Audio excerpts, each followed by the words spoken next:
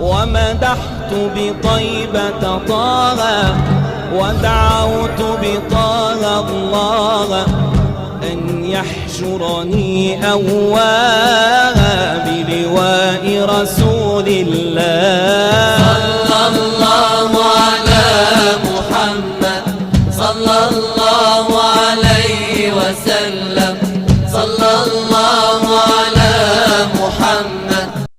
بني الإسلام على خمسة أركان في الدين: صوم وصلاة وزكاة حج والشهادتين. شهادة أن لا إله إلا الله وأن محمدا رسول الله، إقامة الصلاة، إيتاء الزكاة، وصوم رمضان وحج البيت من استطاع إليه سبيلا. شهادة أن لا إله إلا الله وأن محمدا رسول الله.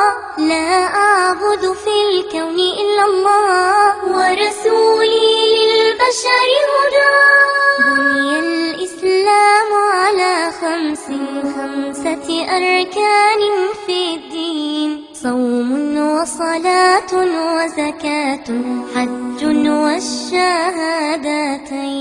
وأكلم ربي خمسا: أطهر بدني بالصلاة، بوضوئي، بركوعي، بخشوعي دوما ألقى.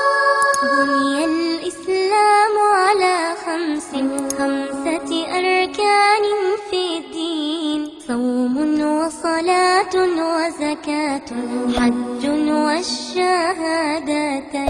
شهادة أن لا إله إلا الله وأن محمدا رسول الله، إقامة الصلاة.